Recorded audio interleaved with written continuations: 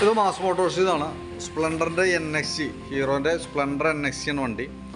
നിലവിൽ അതിന് പറഞ്ഞേക്കണ 2 കംപ്ലൈൻറ്റിൽ നിന്ന് ഫ്രണ്ടും ബാക്കും ബ്രേക്ക് ചെക്കിനേഴ്സ് പറഞ്ഞിട്ടുണ്ട്. പിന്നെ അതേപോലെ തന്നെ സ്പീഡോമീറ്റർ വർക്കിംഗ് അല്ല. ഇത്രയും കേസാണ് മെയിനായിട്ട് പറഞ്ഞാണ് കേട്ടോ. വേറെ ജനറൽ സർവീസോ കാര്യങ്ങളൊന്നുമില്ല, ഈ 2 വർക്ക് മാത്രമേ ഉള്ളൂ. അപ്പോൾ നമ്മൾ ബാക്ക് ബ്രേക്കിൻ്റെ ഭാഗം അഴിച്ച് ചെക്ക് ചെയ്യുന്ന സമയത്ത് ബ്രേക്ക് ലൈനർ മാക്സിമം തീർന്ന് നിൽക്കണം ബാക്കിലത്തെ.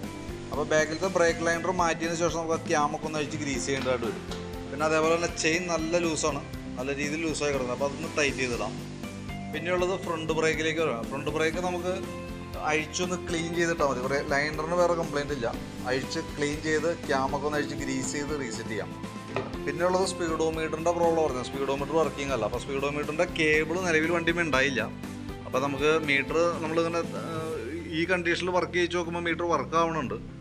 അപ്പോൾ നമുക്ക് കേബിൾ മാറ്റി സ്പീഡോമീറ്ററിൻ്റെ കേബിൾ മാറ്റാം. ഈ ക്രൗണ് പിനിൻസിറ്റ് അതിൻ്റെ ഉള്ളിൽ തന്നെ പ്ലാസ്റ്റിക്കിൻ്റെ വീലുകളാണ്, അതും മാറ്റിയിട്ട് റീസെറ്റ് ചെയ്യാം. അതിൽ സെറ്റ് ചെയ്തതിന് ശേഷമാണ് നമുക്ക് ഓടിച്ച് നോക്കുമ്പോൾ അറിയാൻ പറ്റുള്ളൂ ഓഡോമീറ്ററിന് എന്തെങ്കിലും കംപ്ലയിൻറ്റ് ഉണ്ടോ എന്നുള്ള കേസ്. അത് നമുക്ക് ഫിറ്റിങ് കഴിഞ്ഞാലാണ് അറിയാൻ പറ്റുള്ളൂ കേട്ടോ.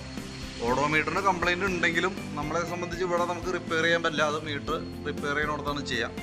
നിലവിൽ ഞാൻ ഇത് റെഡിയാക്കിയിട്ട് മീറ്റർ കേബിളും കണക്ട് ചെയ്ത് ക്രൗണ് പിനിൻസെറ്റ് മാറ്റി ബ്രേക്ക് കഴിച്ച് ക്ലീൻ ചെയ്ത് റീസെറ്റ് ആക്കാം നമുക്ക് കേട്ടോ.